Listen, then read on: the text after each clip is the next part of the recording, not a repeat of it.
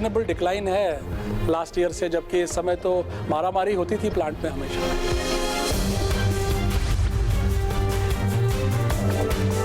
बड़ा चैलेंज तो आज की डेट में देखिए डिमांड का है। अभी तो सर्वाइवल मोड पे चल रहे हैं, तो वहाँ से ग्रोथ मोड पे जब तक आप नहीं आएंगे तब तक तो एसेट जो है वो थोड़ा स्ट्रेस्ड है। अनलॉक फेज में हमने क्या किया कि एंटी वायरल फैब्रिक्स हम लोगों ने बनाए। हम लोगों ने फैब्रिक बनाया जिसमें कि जो वायरस है वो कुछ ही मिनटों में वो ख़त्म हो जाता है। धीरे धीरे 30% से स्टार्ट करके आज हम 66% तक पहुंच गए हैं।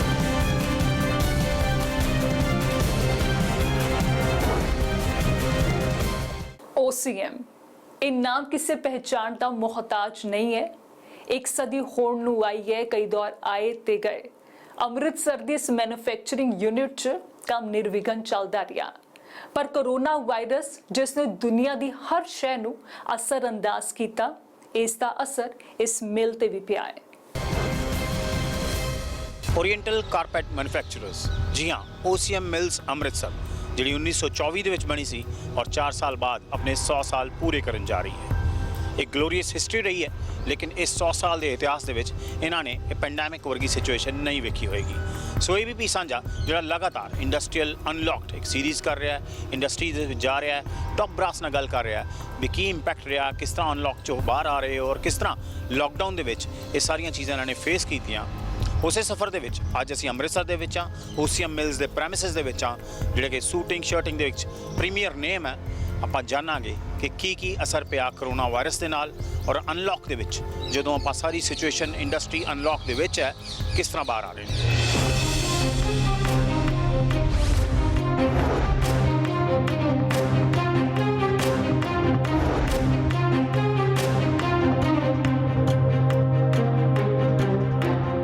ਅੰਮ੍ਰਿਤਸਰ 'ਚ 96 ਸਾਲ ਤੋਂ ਚੱਲ ਰਿਹਾ OCM ਦਾ ਇਹ ਪਲਾਂਟ ਅਨਲੌਕ ਫੇਸ 'ਚ ਕੰਮ ਹੌਲੀ ਰਫ਼ਤਾਰ ਫੜ ਰਿਹਾ ਹੈ।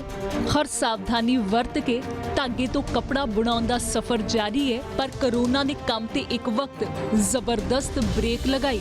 ਝਟਕਾ ਵੱਡਾ ਸੀ। ਅਜੇ ਵੀ ਕੋਰੋਨਾ ਦੇ ਵੱਧ ਰਹੇ ਮਾਮਲੇ ਕੰਮ ਲੀ ਤੇ ਨਹੀਂ ਆਉਣ ਦੇ ਰਹੇ। ਇਹਨੇ ਕੰਪਨੀ ਦੇ MD ਤੇ CEO ਵਿਕਰਮ ਮਹਿਲਦਾਰ ਇਹਨਾਂ ਨੇ ਹਰ ਬਾਰੀਕੀ समझाई कि कोरोना ने किथे ते किवें असर पाया। हम लोग फैशन कैटेगरी को डील करते हैं। हमारा जो 60% बिजनेस है वो डोमेस्टिक रिटेल है और हाई एंड रिटेल है, जिसमें कि हम ट्वीड्स, फ्लैनल्स और ये फाइन सूट्स बेचते हैं। और बहुत थोड़ा सा कैटेगरी हमारा जो मास प्रीमियम पॉलिएस्टर विस्कोस सूटिंग्स या एक्रेलिक शर्टिंग है वो बहुत थोड़ा है। 90% ऑफ बिज़नेस तो एकदम लग्जरी प्रोडक्ट लाइन है हमारी। और करीब 20% बिज़नेस हमारा यूनिफॉर्म बिज़नेस है, जो कि पुलिस है, मिलिट्री है, गारमेंट ब्रांड्स को हम फैब्रिक सप्लाई करते हैं। और करीब 20% जो बिज़नेस है वो हमारा एक्सपोर्ट है। Now being a discretionary product, जो ये फैशन आर्टिकल है ये बड़ा डिस्क्रिशनरी प्रोडक्ट है, एसेंशियल आइटम नहीं है, तो काफ़ी मेजर इम्पैक्ट बिजनेस में आया है। और स्पेशली मैं आपको बताऊं, जो ये प्रोडक्ट है इसकी primarily sales and demand is driven by marriages and festival season. तो मैरिजेस में भी आपने देखा इस बार असेंबली बहुत लिमिटेड थी, फेस्टिवल्स बहुत कम हुए, पार्टीज़ बहुत ना के बराबर हो रही है। So there is no occasion. Generally ये फैशन आर्टिकल्स आपके ओकेजनल वेयर होते हैं, ओकेजन्स लिमिट हो गए। And as a result obviously जो एक बेसिकली इमोशनली आप हैप्पी होने चाहिए जी कपड़ा खरीदने के लिए। मैं असीम जी बताऊं तो कपड़ा एक इमोशनल प्रोडक्ट है और इमोशनली आप हैप्पी होने चाहिए। और इस पैंडेमिक ने पूरा इमोशनली थोड़ा सा डिप्रेस करा लोगों को। सो एज अ रिज़ल्ट जो डिस्क्रिशनरी प्रोडक्ट है फैशन आर्टिकल जैसा, उसकी सेल रीजनेबली इम्पैक्ट हुई है। और अभी अगर मैं ये 3-4 महीने में बोलूँ मार्च से लेकर अभी तक, तो जो मेट्रोज़ हैं और जो बड़े टाउन्स हैं उनमें तो करीब खाली 25% ही सेल है लास्ट ईयर के सामने। और जो छोटे टाउन हैं, इंटीरियर्स हैं, वहाँ 50 से 60% बिजनेस अभी भी हो रहा है। लेकिन जुलाई में थोड़ा और केसेस बढ़ने से सेंटिमेंट थोड़ा और डाउन है, मेजॉरिटी इंडिया में फिर लॉकडाउन हो गया है, तो थोड़ा टफ टाइम है। ਲੌਕਡਾਊਨ ਕਾਰਨ ਕੰਮ ਸਿਫਰ ਹੋਇਆ, ਅਨਲੌਕ ਦੇ ਪਹਿਲੇ ਪੜਾਅ 'ਚ 30% ਤੱਕ ਪਹੁੰਚਿਆ ਤੇ ਅੱਜ 66% ਬਿਜ਼ਨਸ ਹੋ ਰਿਹਾ ਹੈ। ਪਰ ਮਹੀਨੇ ਤੋਂ ਵੱਧ ਬੰਦ ਰਹੇ ਕਾਰੋਬਾਰ ਨੂੰ ਰੀਸਟਾਰਟ ਕਰਨਾ ਵੀ ਕਾਫੀ ਔਖਾ ਸੀ।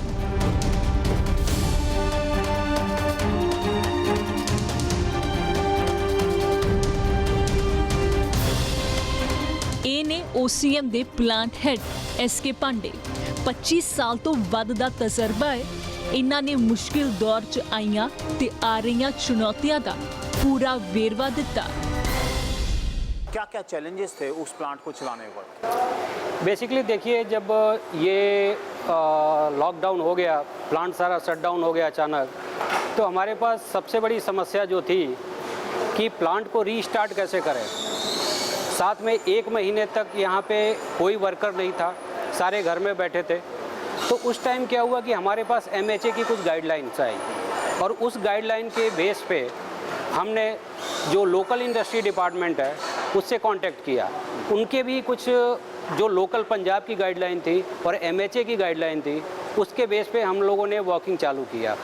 जब चालू करने से पहले क्या था कि जो गाइडलाइंस थे इतने स्ट्रिक्ट थे कि आपको वर्कर को कैसे लाना है, उनके में सोशल डिस्टेंसिंग कैसे मेंटेन करनी है, मास्क कैसे उनको पहनना होगा, सैनिटाइज़र, डिसइंफेक्ट। ये करने के लिए हमने क्या किया कि पहले करीब 2 दिनों तक अपने प्लांट की पूरी तैयारी की। जैसे गेट पे सोशल डिस्टेंसिंग के लिए हमने मार्किंग कराया। उसके बाद से कंपनी के अंदर ही हैंड फ्री सैनिटाइजिंग का व्यवस्था की, जो कि हमारे यहाँ लोकल हमारे इंजीनियर ने बनाया।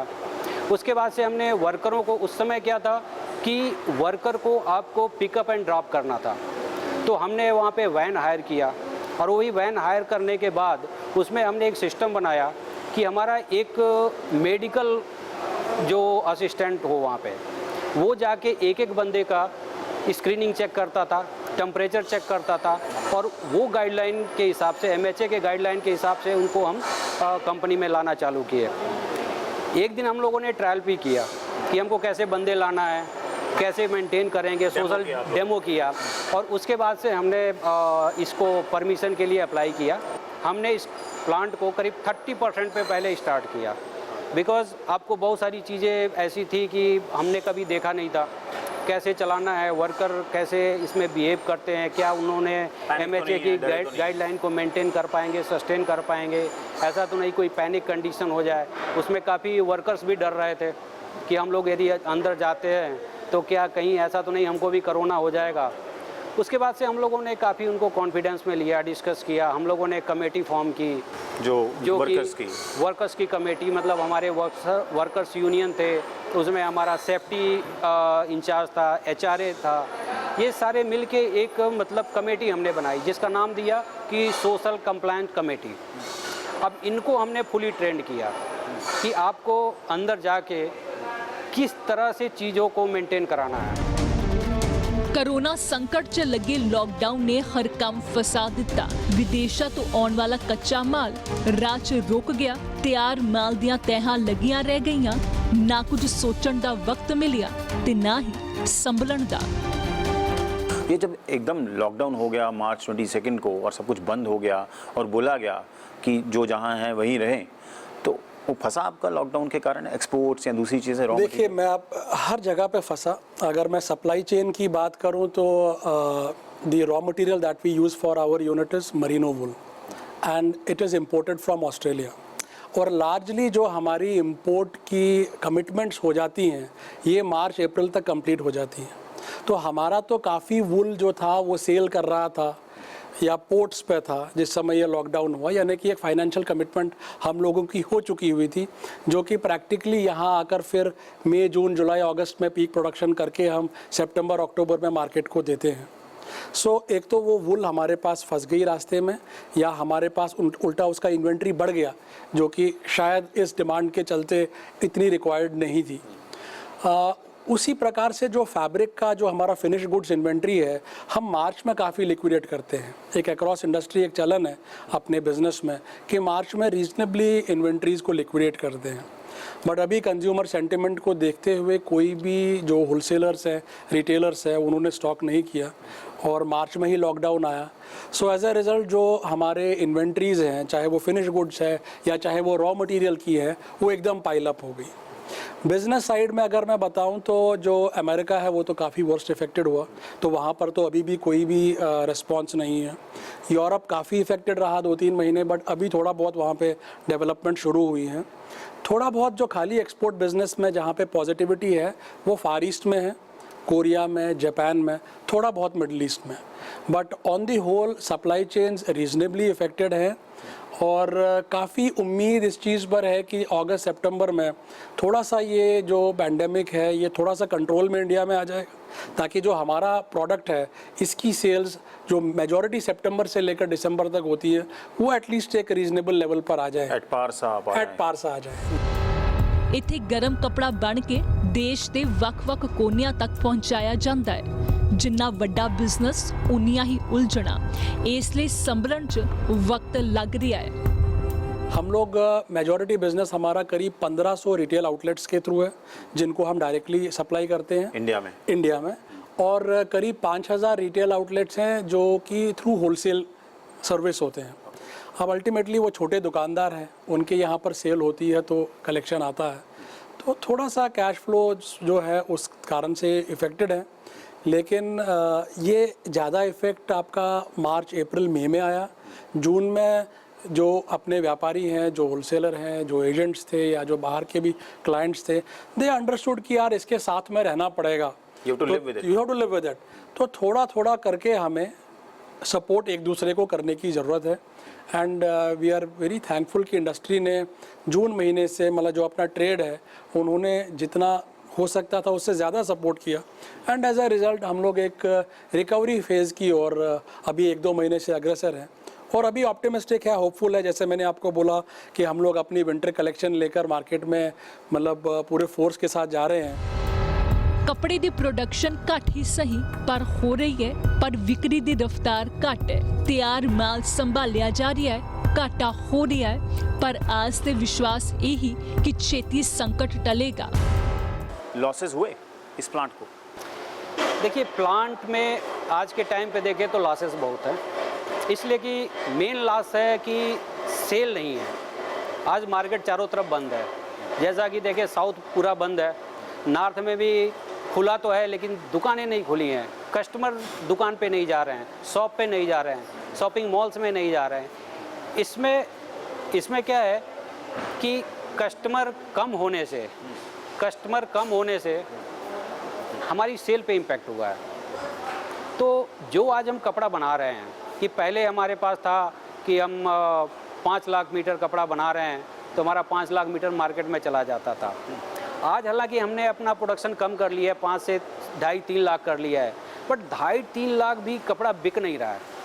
हो सकता है कि उसमें से 1 लाख मीटर 1,25,000 मीटर ही कपड़ा हम बेच पा रहे हैं, बाकी हमारा सारा का सारा स्टॉक पाइलअप हो रहा है। अब देखिए, स्टॉक पाइलअप होने का मतलब है आपने सारा का सारा इनपुट कॉस्ट तो लगा दिया, रॉ मटेरियल कॉस्ट लगा दिया, लेबर की कॉस्ट लगा दी, बट वो आपका सेल में कन्वर्जन नहीं हुआ। ਕਰੋਨਾ ਨੇ ਤਕਰੀਬਨ ਹਰ ਕਾਰੋਬਾਰ ਦਾ ਪਾਸਾ ਹੀ ਪਲਟ ਕੇ ਰੱਖ ਦਿੱਤਾ ਤੇ ਚੁਣੌਤੀਆਂ ਦਾ ਪਹਾੜ ਖੜਾ ਕੀਤਾ। ਬ੍ਰੇਕ ਦੇ ਉਸ ਪਾਰ ਤੁਹਾਨੂੰ ਸੰਭਾਵਨਾਵਾਂ ਦੇ ਖੁੱਲੇ ਬਾਜ਼ਾਰ ਦਾ ਰਾਹ ਵੀ ਵਿਖਾਵਾਂਗੇ। तो अनलॉक फेज़ में हमने क्या किया कि एंटी वायरल फैब्रिक्स हम लोगों ने बनाए, and in fact our group was the first company जिन्होंने एंटी वायरल फैब्रिक्स बनाए।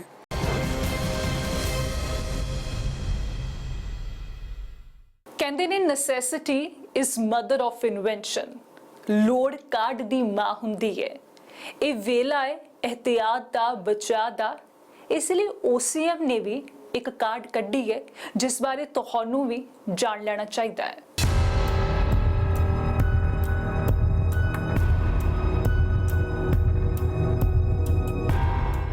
ਐਂਟੀ ਵਾਇਰਲ ਕਪੜਾ ਕੋਰੋਨਾ ਕਾਲ 'ਚ ਟੈਕਸਟਾਈਲ ਇੰਡਸਟਰੀ ਨੇ ਨਵੀਂ ਕਾਢ ਕੱਢੀ ਹੈ, ਯਾਨੀ ਕਿ ਸਟਾਈਲ ਦੇ ਨਾਲ ਸੇਫਟੀ, ਉਹ ਵੀ ਖਤਰਨਾਕ ਵਾਇਰਸ ਤੋਂ। देखिए, जो क्राइसिस है, क्राइसिस से ही अपॉर्चुनिटी आएगी। तो अनलॉक फेज़ में हमने क्या किया कि एंटी वायरल फैब्रिक्स हम लोगों ने बनाए and in fact we were our group was the first company जिन्होंने एंटी वायरल फैब्रिक्स बनाए। हाईक्यू एक स्विट्ज़रलैंड की कंपनी है, उसके साथ में पार्टनर करके हम लोगों ने फैब्रिक बनाया जिसमें कि जो वायरस है वो कुछ ही मिनटों में वो ख़त्म हो जाता है। तो वो एक डिमांड कैप्चर करने के लिए वो हमने करा। बना रहे हैं आप एंटी वायरल में? एंटी वायरल में हम लोग प्योर वूल सूट्स, जैकेट्स, वूल ब्लेंडेड फैब्रिक्स हैं और पीवी फैब्रिक्स भी है, पॉलिएस्टर विस्कोस सूटिंग फैब्रिक्स। सो प्राइमरीली सूटिंग ही हम लोग बना रहे हैं और मार्केट में काफ़ी अच्छा रिस्पांस उस प्रोडक्ट का है बिकॉज उसकी नीड है। उसको छोड़कर हमने थोड़े से मास्क भी बनाए और कुछ पीपीई किट्स के। तो जो एक मार्केट की रिक्वायरमेंट थी उसके हिसाब से हम लोगों ने इमीडिएटली अपने आप को चैनलाइज किया। And in fact just to add, मतलब जब सब लोग घबराए हुए थे उस समय पे हम लोगों ने ये सोचा और उस समय पे जब आपका डीडी पे रामायण महाभारत लोग सब देख रहे थे उस समय हमने इसको एडवर्टाइज़ किया। हमारी प्रोडक्ट टीम ने मेहनत करके इसको बनाया and we were the pioneers, सबसे पहले इस चीज़ को लेकर आए और उसके बाद आज की डेट में काफ़ी प्लेयर्स हैं। ਹੁਣ ਤੁਹਾਡੇ ਮਨ ਦੇ ਵਿੱਚ ਇਹ ਸਵਾਲ ਆ ਰਿਹਾ ਹੋਵੇਗਾ ਕਿ ਆਖਰ ਇਸ ਨਵੀਂ ਕਿਸਮ ਦੇ ਕੱਪੜੇ ਲਈ ਕਿੰਨੇ ਪੈਸੇ ਖਰਚਣੇ ਪੈਣਗੇ ਤਾਂ ਯਕੀਨਨ आम कपड़े तो थोड़े ज्यादा। तो इसकी कॉस्टिंग नॉर्मल से फ़र्क होती होगी? जी, नॉर्मल से करीब आप समझिए रिटेल लेवल पर ये करीब 60-70 रुपया मीटर का इसमें इम्पैक्ट आता है बिकॉज हम लोग बेस्ट, उसमें भी अलग अलग वैरायटीज़ आती है केमिकल्स की, कुछ सस्ते भी हैं बट बिकॉज हम लोग जो केटर करते हैं वो एकदम प्रीमियम मोस्ट मार्केट को केटर करते हैं। सो देयरफॉर जो हमारा मोस्ट टेस्टेड केमिकल है, जैसे मैंने बोला आपको स्विस कंपनी के साथ टाई अप है, तो थोड़ा सा प्राइस वो भी हम लोग जो आज की डेट में उसकी जो कॉस्टिंग है वही आगे पास ऑन कर रहे हैं, उसमें कोई अर्निंग लेकर अभी नहीं चल रहे हैं। तो वो प्राइमरीली उसकी कॉस्ट को ही आगे देकर ताकि डिमांड को क्रिएट कर सके और जो आज लोगों की रिक्वायरमेंट है उसको फुलफिल कर सके। OCM ਵੱਲੋਂ ਐਂਟੀ ਵਾਇਰਲ ਕਪੜਾ ਪੁਲਿਸ ਤੇ BSF ਨੂੰ ਵੀ ਸਪਲਾਈ ਕੀਤਾ ਗਿਆ ਹੈ। ਇੰਡਸਟਰੀ ਨੇ ਸਮੇਂ ਮੁਤਾਬਕ ਖੁਦ ਨੂੰ ਢਾਲਿਆ, ਸਿਰਫ ਵਾਇਰਸ ਤੋਂ ਬਚਾਅ ਲਈ ਹੀ ਨਹੀਂ ਹੋਰ ਵੀ कई तरह ਦੀਆਂ ਵੈਰਾਈਟੀਜ਼ ਤਿਆਰ ਹੁੰਦੀਆਂ ਨੇ ਜਿਸ ਬਾਰੇ ਸ਼ਾयद ही ਤੁਸੀਂ ਸੁਣਿਆ ਹੋਵੇ। हमने इस पेंडेमिक कंडीशन में भी सारे के सारे न्यू डेवलपमेंट चालू रखे, नई कलेक्शंस चालू रखी, नए फिनिशेस चालू रखे। जैसे हमारी कई ऐसी फिनिशेस हैं, मॉस्किटो रिपेलेंट है, आप कपड़ा पहनेंगे कपड़े पे मॉस्किटो नहीं बैठ सकता। फ्रेश एंड फ्रेगरेंस है, मतलब आप सूट पहने आपको डीओ डालने की ज़रूरत नहीं है, कपड़े से खुशबू आएगा। ऐसे बहुत सारी ऐसी फिनिशेस है, करीब 20-25 फिनिशेस हैं जो कि हमने डेवलप कर रखा है। नए रेंज हम तैयार कर दिए पेंडेमिक कंडीशन में ही और आज हमारी मार्केट में मतलब हम तैयार हैं नई कलेक्शन लेके जाने के लिए। कोरोना काल हर जिंदगी ਲਈ ਜੰਜਾਲ ਬਣ ਗਿਆ ਹੈ। ਅਜੇ ਤੱਕ ਇਹ ਪਤਾ ਨਹੀਂ ਕਿ ਹਾਲਾਤ ਕਦੋਂ ਆਮ ਹੋਣਗੇ। ਇਸ ਲਈ ਫਿਲਹਾਲ ਵਾਇਰਸ ਖਿਲਾਫ ਹਰ ਇੰਡਸਟਰੀ ਆਪ ਹੀ ਲਾਮਬੰਦ ਹੋ ਗਈ ਹੈ ਤੇ ਹਰ ਸਾਵਧਾਨੀ ਨਾਲ ਇਸ ਸੰਕਟ ਭਰੇ ਦੌਰ 'ਚ ਚੱਲਿਆ ਜਾ ਰਿਹਾ ਹੈ। ब्रेक तो बाद वे फॉरवर्ड। हम लोग करीब 50 to 60% फैब्रिक्स अभी बना रहे हैं और ये अलग रीजनेबल डिक्लाइन है लास्ट ईयर से, जबकि इस समय तो मारामारी होती थी प्लांट में हमेशा।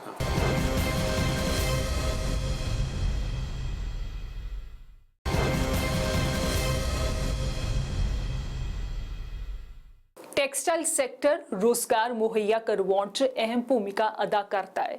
ਖੇਤੀ ਤੋਂ ਬਾਅਦ ਇਹ ਦੇਸ਼ ਦਾ ਦੂਜਾ ਸਭ ਤੋਂ ਵੱਡਾ ਇੰਪਲੋਇਰ ਹੈ। 45 ਮਿਲੀਅਨ ਲੋਕ ਸਿੱਧੇ ਤੌਰ ਤੇ ਇਸ ਦੇ ਨਾਲ ਜੁੜੇ ਹੋਏ ਨੇ। ਕਰੋਨਾ ਤੋਂ ਪਹਿਲਾਂ ਦੇ ਹਾਲਾਤ ਜੁਦਾ ਸਨ, ਲੌਕਡਾਊਨ ਨੇ ਕਾਫੀ ਅਸਰ ਪਾਇਆ ਹੈ, ਕੰਮਕਾਰ ਦਾ ਤਰੀਕਾ ਬਦਲਿਆ ਤੇ ਅਗਾਂਹ ਹੋਰ ਵੀ ਸਾਵਧਾਨੀ ਦੇ ਨਾਲ ਚੱਲਣਾ ਪੈਣਾ ਹੈ। ਇਹ ਇੰਡਸਟਰੀ ਪੈਰਾਂ ਤੇ ਮੁੜ ਖੜੇ ਹੋਣ ਦੀ ਕੋਸ਼ਿਸ਼ ਕਰ ਰਹੀ ਹੈ।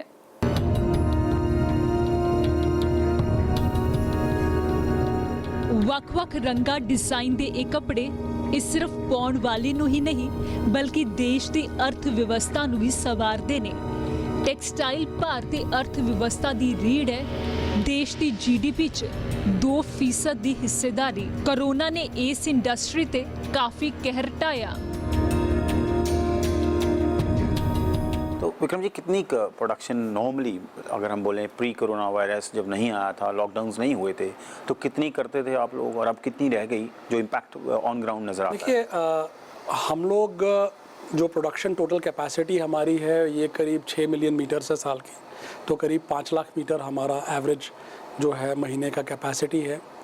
और इस टाइम पर हम लोग अपनी फुल कैपेसिटी पे चलते होते हैं, बिकॉज़ ये प्रोडक्ट ज़्यादा विंटर्स में बिकता है और फेस्टिवल सीजन्स में, और मैरिजेस जो मैंने बोला मोस्टली विंटर ड्रिवन सेल है।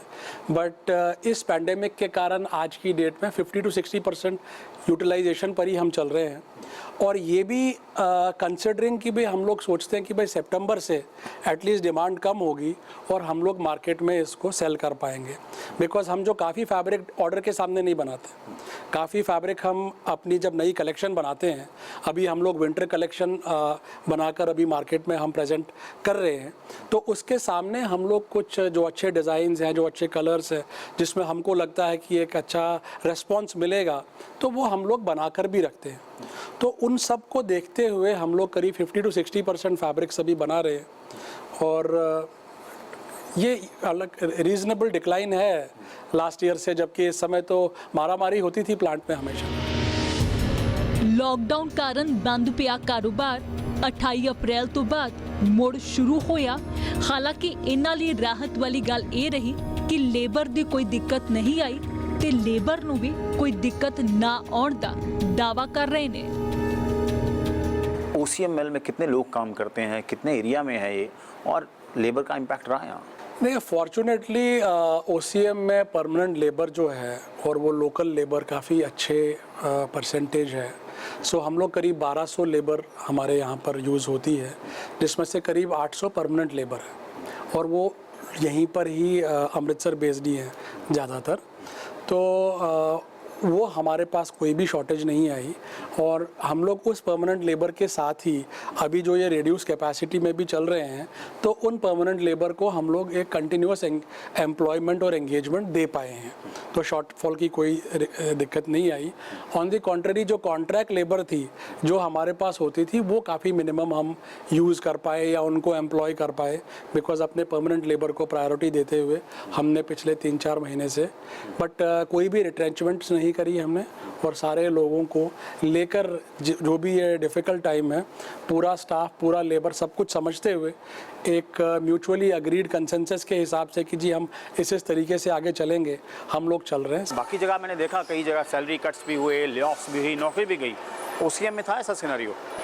देखिए, आज तक हमारा ये है कि हमने सारे अपने एम्प्लॉय को परिवार की तरह संभाल के रखा है।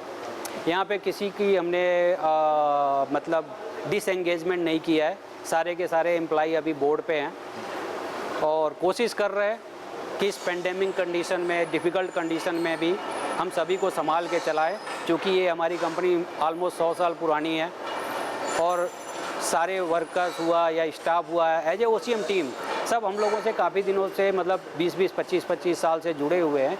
तो इसको देखते हुए अभी हमने किसी के साथ ऐसा मतलब एम्प्लॉयमेंट किसी का ख़त्म करना ऐसा हमने नहीं किया है। किसी भी मुश्किल दौर चों पार पाउण लई सरकार दे साथ दी जरूरत हुंदी है। हुण तां ऐसी महामारी आई जिसने हर किसी नूं जकड़ लिया। सवाल ये सी कि सरकार दा सहयोग मिलिया या नहीं। अगर मैं कहूँ गवर्नमेंट रोल किस तरह का था आप लोगों को सपोर्ट करने में एज ए इंडस्ट्री?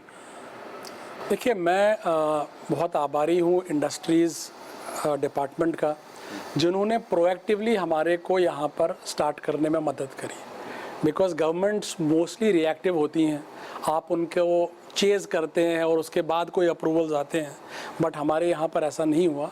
बहुत प्रोएक्टिवली उन्होंने भी हमको बोला कि यार OCM जो है ये हमारे अमृतसर की शान है, और हमें पूरा कॉन्फिडेंस है कि आप लोग सारे मेजर्स लेने में सक्षम हैं, तो आप इसको चालू कीजिए। और हम लोगों ने जो भी फॉर्मेलिटीज़ थी उसको गवर्नमेंट में सबमिट करा, और वो एकदम सेटिस्फाई होकर बहुत क्विकली उन्होंने हमारे को परमिशंस दिए।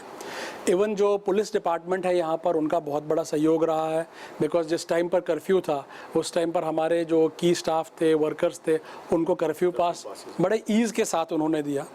तो शुरू करने में तो गवर्नमेंट का बहुत बड़ा रोल रहा है, बट मैं समझता हूँ आज की डेट में टेक्सटाइल इंडस्ट्री देखिए एक एम्प्लॉयमेंट जनरेटर है ये काफ़ी एम्प्लॉयमेंट इससे लेबर इंटेंसिव इंडस्ट्री है। तो गवर्नमेंट से हम लोगों की एक्सपेक्टेशंस और भी हैं, लेकिन काफ़ी एक्सपेक्टेशंस कई बार देखिए एक रियलिस्टिक होनी चाहिए। आज गवर्नमेंट के अपने चैलेंजेस हैं, तो मैं एक अनरियलिस्टिक एक्सपेक्टेशन लेकर तो कोई फ़ायदा नहीं है। But I think there is a possibility, अगर गवर्नमेंट और इंडस्ट्री ट्रांसपेरेंटली एक दूसरे के साथ इंटरेक्ट करें और पॉसिबिलिटीज समझें, तो एक विन विन सिचुएशन ऐसा कुछ क्रिएट हो सकता है जहां गवर्नमेंट के भी रेवेन्यूज़ बढ़ सकते हैं और इंडस्ट्री को भी हेल्प मिल सकती है।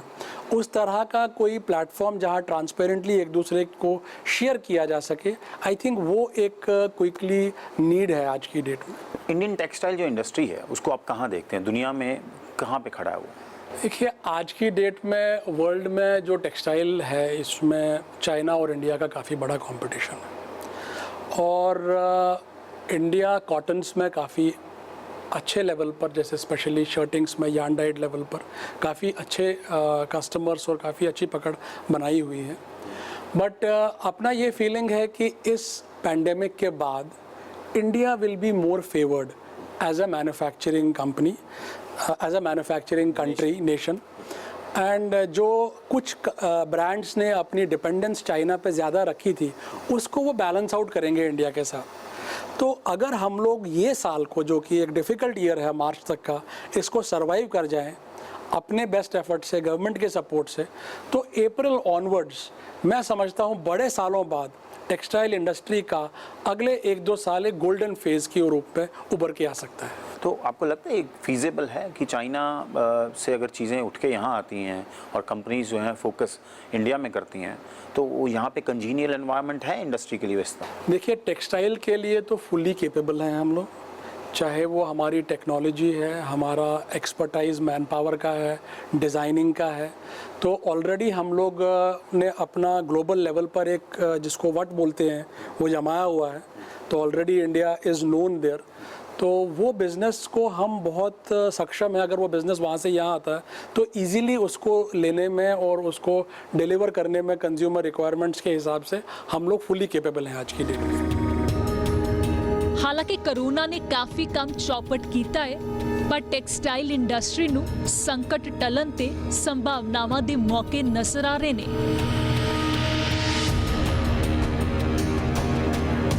ਕਰੋਨਾ ਕਾਰਨ ਪੈਰ ਤੇ ਮੁਸ਼ਕਲਾਂ ਦਾ ਸਾਹਮਣਾ ਕਰਨਾ ਪੈ ਰਿਹਾ ਹੈ। ਟੈਕਸਟਾਈਲ ਇੰਡਸਟਰੀ ਖੁਦ ਨੂੰ ਕਰੋਨਾ ਸੰਕਟ ਖਿਲਾਫ ਤਿਆਰ ਕਰ ਰਹੀ ਹੈ ਤੇ ਸਰਕਾਰ ਤੋਂ ਸਹਿਯੋਗ ਮੰਗ ਰਹੀ ਹੈ।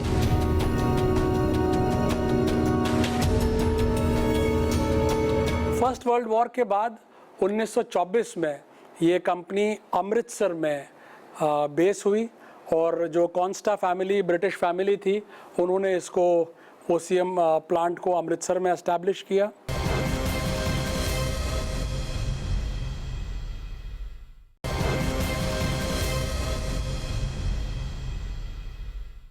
वर्ल्ड वॉर 2 च ओसीएम ने आर्मी दे लई वर्दी बनाई। ਹੁਣ ਇਸ ਤੋਂ ਅੰਦਾਜ਼ਾ ਲਗਾਉਣਾ ਔਖਾ ਨਹੀਂ ਹੈ ਕਿ ਇਸ ਦੀ ਹੋਂਦ ਆਖਰ ਕਿੰਨੀ ਪੁਰਾਣੀ ਹੈ। OCM ਨੇ ਅੰਮ੍ਰਿਤਸਰ 'ਚ ਖੁਦ ਨੂੰ ਕਿਵੇਂ ਐਸਟੈਬਲਿਸ਼ ਕੀਤਾ, ਕਿਹੜੇ-ਕਿਹੜੇ ਦੌਰ 'ਚ ਲੰਘੇ, ਇੱਕ ਨਜ਼ਰ ਪਾ ਲੈਂਦੇ ਹਾਂ।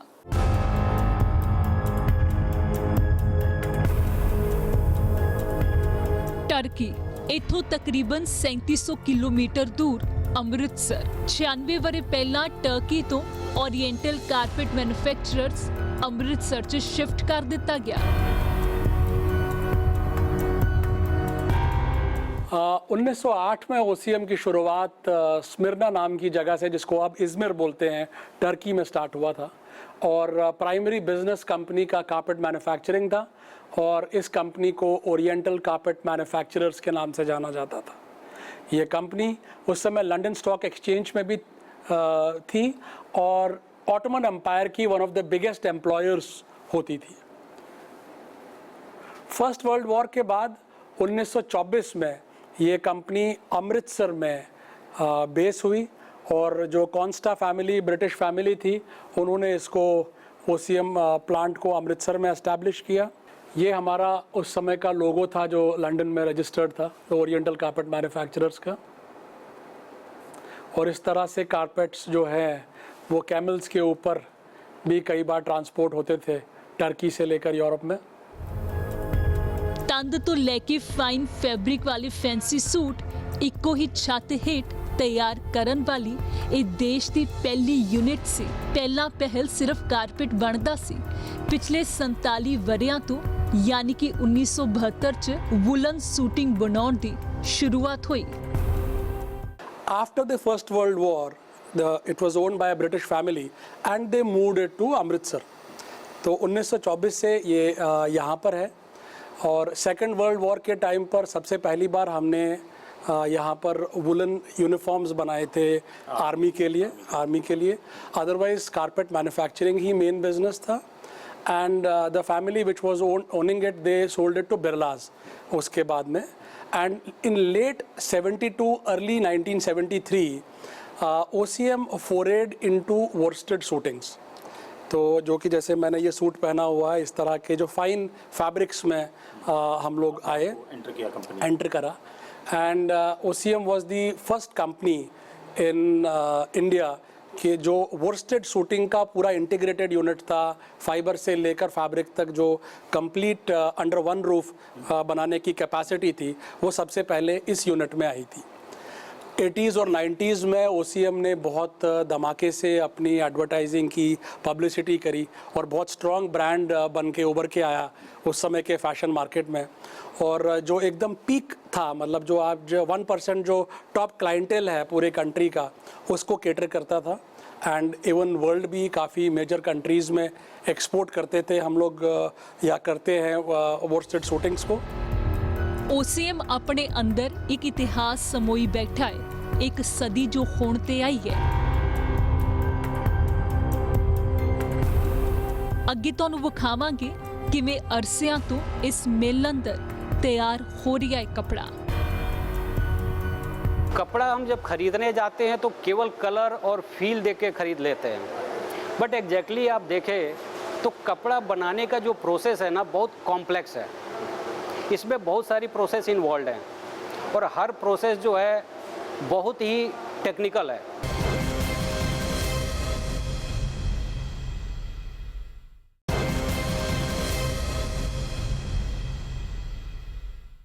OCM ਮਿਲ ਚੋਂ ਤਿਆਰ ਹੋ ਕੇ ਸ਼ਾਨਦਾਰ ਸੂਟਸ ਵੱਡੇ ਸ਼ੋਰੂਮਸ 'ਚ ਪਹੁੰਚਦੇ ਨੇ।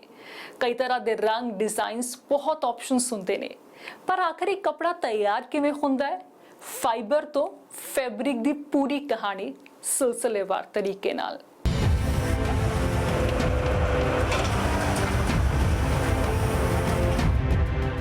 OCM ਦੇ ਅੰਮ੍ਰਿਤਸਰ ਪਲਾਂਟ 'ਚ ਤਿਆਰ ਹੋ ਰਿਹਾ ਇਹ ਕਪੜਾ ਤੇ ਸ਼ੋਰੂਮ 'ਚ ਤਿਆਰ ਪਏ ਇਹ ਵੰਨ-ਸੁਵੰਨੇ ਫਿਨਿਸ਼ਡ ਪ੍ਰੋਡਕਟ। ਉਨੀ ਕੱਪੜੇ ਦੀ ਬਣਤਰ ਦਾ ਇਹ ਸਫ਼ਰ ਕਈ ਪੜਾਵਾਂ 'ਚ ਗੁਜ਼ਰਦਾ ਹੈ। 37 ਏਕੜ 'ਚ ਫੈਲੇ ਇਸ ਪਲਾਂਟ ਵਿੱਚ ਆ ਕੇ ਆਮ ਬੰਦਾ ਇੰਨੀਆਂ ਵੱਡੀਆਂ ਮਸ਼ੀਨਾਂ ਤੇ ਇਸ ਪੂਰੇ ਤਾਣੇ ਬਾਣੇ ਨੂੰ ਵੇਖ ਕੇ ਉਲਝ ਕੇ ਰਹਿ ਜਾਂਦਾ ਹੈ। ਇਸ ਲਈ ਆਸਾਨ ਭਾਸ਼ਾ 'ਚ ਤੁਹਾਨੂੰ ਇਸ ਪੂਰੀ ਪ੍ਰਕਿਰਿਆ ਬਾਰੇ ਪਲਾਂਟ ਹੈਡ ਦੱਸ ਰਹੇ ਨੇ। अब मुझे ये बताइए, कपड़े का एक प्रोसेस होता है। नॉर्मली हम जाते हैं स्टोर में, मॉल में चले जाए, वहाँ पे कपड़े पड़े हैं और हम खरीद लेते हैं, लेकिन ये प्रोसेस कहाँ से शुरू होता है कपड़े का जो बनना है, लाइक थ्रेड से लेके फैब्रिक तक? बेसिकली कपड़ा हम जब खरीदने जाते हैं तो केवल कलर और फील देख के खरीद लेते हैं, बट एग्जैक्टली आप देखें तो कपड़ा बनाने का जो प्रोसेस है ना बहुत कॉम्प्लेक्स है। इसमें बहुत सारी प्रोसेस इन्वॉल्व हैं और हर प्रोसेस जो है बहुत ही टेक्निकल है। जैसे आप देखें शुरू कहाँ से होता है, हम रॉ मटेरियल लेते हैं, क्योंकि हम लोग वस्टेड टेक्सटाइल में हैं, वुलन टेक्सटाइल में है, तो इसमें क्या है कि वुल जो है हम सारा का सारा ऑस्ट्रेलिया से इंपोर्ट करते हैं, बाकी पॉलिएस्टर लोकल बाय करते हैं। जब वाइट मटेरियल आ जाता है तो इसका पहला प्रोसेस होता है कि रॉ मटेरियल की क्वालिटी टेस्टिंग। तो उस क्वालिटी को टेस्ट करने के लिए हमारे पैरामीटर डिफाइंड है। तो वूल के अलग पैरामीटर है, पॉलिएस्टर के अलग पैरामीटर है, उसके हिसाब से उनकी पहले टेस्टिंग होती है। एक बार जब टेस्ट क्वालिफाई हो जाता है तो ये जाता है डाइंग प्रोसेस में। डाइंग का मतलब होता है कि फाइबर को कलर कैसे करना है। तो हर कलर के हर फाइबर के लिए अलग अलग प्रोसेस है। वूल का अलग प्रोसेस है, पॉलिएस्टर का अलग प्रोसेस है। यहाँ पे देखें ओसीएम में हमारी 3 तरीके की डाइंग होती है। एक तो होता है कि टॉप डाइंग, जिसमें मतलब फाइबर को ही हम डाई कर देते हैं। दूसरा हो जाता है यार्न डाइंग, हमारे पास यार्न डाइंग भी है। थर्ड हो जाता है कि जो हम फैब्रिक स्टेज पे डाई करते हैं उसको बोलते हैं फैब्रिक डाइंग। तो हम लोग पहली प्रोसेस में इसको डाई करते हैं और डाइंग करने के बाद ये क्या होता है कि सेकेंड प्रोसेस आ जाता है स्पिनिंग का। स्पिनिंग का मतलब होता है जो फाइबर हमने डाई किया उसका धागा कैसे बनाना है। हमारे पास जो स्पिनिंग प्लांट है टोटली यूरोपियन मशीन है एंड फुल्ली ऑटोमेटिक मशीन है। वहाँ पे एक जाता है और वहाँ पे धागा बनना चालू हो जाता है। तो धागा अलग अलग काउंट के होते हैं, जितना फाइन कपड़ा रहता है उतना फाइन धागा बनाया जाता है, जितना कोर्सर है मोटा है उतना मोटा काउंट बनाया जाता है। तो इस हिसाब से देखें तो हमारे पास धागे की क्वालिटी भी कम से कम 50 टाइप की है, 50 टाइप की धागे की क्वालिटी है। तो उसके बाद से सेकेंड स्टेज में हमने धागा बना लिया। धागे के बाद से सबसे इम्पॉर्टेंट चीज़ होता है उसका कपड़ा बनाना, जिसको हम बोलते हैं वीविंग डिपार्टमेंट। वीविंग डिपार्टमेंट में सारा धागा वहाँ से बन के आ जाता है और वो धागा बनने के बाद से पहले हम उसकी वार्पिंग करते हैं। वार्पिंग का मतलब हम ताना बनाते हैं। उसके बाद से उसकी ड्राइंग होती है। तो हमारे पास दोनों है, जैसे एक है कि मैनुअल ड्राइंग जो टोटली मैन डिपेंडेंट है, हमारे एक्सपर्ट बंदे हैं जो कि उसकी ड्राइंग करते हैं। दूसरा हमारे पास एक मशीन भी है, डेल्टा मशीन, जिससे कि हम ऑटो ड्राइंग करते हैं। हालांकि अभी हम चालू कर रहे हैं इसको, तो उसमें ड्राइंग करते हैं। ड्राइंग करने के बाद से ये कपड़ा जाता है लूम पे। लूम भी हमारे पास सारी इंपोर्टेड लूम है, फुल्ली ऑटोमेटिक। वहाँ पे ये कपड़ा बनता है। तो कपड़ा जब बनता है तो ये ग्रे स्टेज में होता है। उस कपड़े को हम बेच नहीं सकते, आपने देखा ही होगा कि बड़ा क्रूड सा दिखता है। उसके बाद से नेक्स्ट स्टेज आ जाती है कि इसमें कोई भी छोटे से छोटा डिफेक्ट हो तो उसको हम मैनुअली ठीक करते हैं। डेडिकेट करते हो? हाँ, वो जाता है मेंडिंग प्रोसेस में। क्योंकि हमारा कपड़ा बहुत कॉस्टली है, वुलन कपड़ा है, तो इसमें जितना कॉस्टली और प्रीमियम आइटम होता है, आपको ध्यान होगा कि हम लोग बहुत ध्यान से देखते हैं, जो इंस्पेक्ट करते हैं। तो वो क्या करते हैं, ग्रे स्टेज पे हम कपड़े का एक एक सेंटीमीटर चेक करते हैं। हमारे एक्सपर्ट मेंडर हैं, और थोड़ा भी उसमें प्रॉब्लम है तो उसको वहीं पे ठीक कर दिया जाता है। ठीक करने के बाद से हमारा जो फाइनल प्रोसेस होता है, जो कि ये बोलें कि ये कपड़े का ओरिजिनल स्टेज में लाने के लिए हमारा प्रोसेस होता है फिनिशिंग का। फिनिशिंग में भी ये चेन ऑफ प्रोसेस है। स्टार्टिंग कि हम कपड़े की धुलाई अच्छी से करें, ताकि जब कपड़ा फाइनल कोई लेके जाता है तो उसमें कलर ना निकले, स्टेबल हो, इसलिए हम स्टेंटरिंग करते हैं, उसकी हीट सेट कर देते हैं। उसके बाद से परमानेंट प्रेसिंग के लिए हमारे पास KD है, फार्मूला 1 है, सुपर फिनिश है, वुलन बाइडर है। मतलब ये सारी की सारी इटालियन मशीन है, इटालियन मशीन। और आपको पता होगा कि जो वर्स्टेड कपड़ा है, वुलन कपड़ा है, इसका बेंचमार्क ही इटालियन फैब्रिक है, और जिसको कि हम Italian fabric co dot match करते हैं। तो ये हो गया हमारा फिनिशिंग। फिनिशिंग के बाद से जो लास्ट में प्रोसेस आता है कि जो कपड़ा बन गया उसको चेक करना, ताकि कस्टमर के पास कोई भी ख़राब कपड़ा ना जाए, किसी प्रकार का डिफेक्ट ना जाए, जो कि हमारी ब्रांड वैल्यू से डायरेक्ट कनेक्टेड है। तो इसको हम एक एक मीटर फिर से चेक करते हैं। इसको आप इंस्पेक्शन बोलते हैं। अब ये जहाँ पे हम खड़े हैं वो इंस्पेक्शन डिपार्टमेंट है। यहाँ पे 3 लेवल की चेकिंग होती है। पहले हम पर्चिंग करते हैं, उसके बाद से सेकंड पर्चिंग करते हैं, जिसमें फाइन डिफेक्ट भी हो उसको ठीक करते हैं, और उसके बाद से हमारा टेबल आ जाता है। टेबल पे एक बार फ्लैट चेकिंग होती है, और उसके बाद से हम कटिंग प्लान में जाते हैं। ਕਈ ਹੱਥਾਂ ਤੇ ਕਈ ਮਸ਼ੀਨਾਂ 'ਚੋਂ ਕੱਪੜਾ ਗੁਜ਼ਰਦਾ ਹੈ ਤਾਂ ਕਿ ਕਿਤੇ ਵੀ ਕੋਈ ਕਮੀ ਨਾ ਰਹਿ ਜਾਵੇ।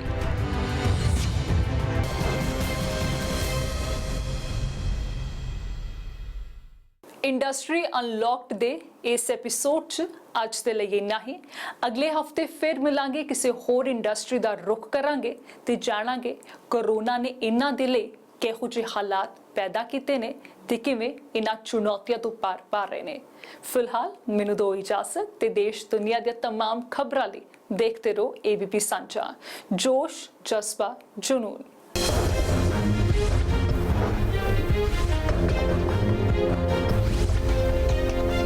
रीजनेबल डिक्लाइन है लास्ट ईयर से, जबकि इस समय तो मारामारी होती थी प्लांट में हमेशा।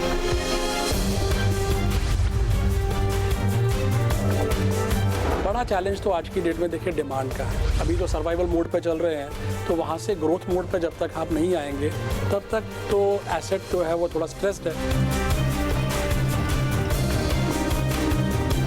अनलॉक फेज़ में हमने क्या किया कि एंटी वायरल फैब्रिक्स हम लोगों ने बनाए। हम लोगों ने फैब्रिक बनाया जिसमें कि जो वायरस है वो कुछ ही मिनटों में वो ख़त्म हो जाता है। धीरे धीरे 30% से स्टार्ट करके आज हम 66% तक पहुंच गए हैं।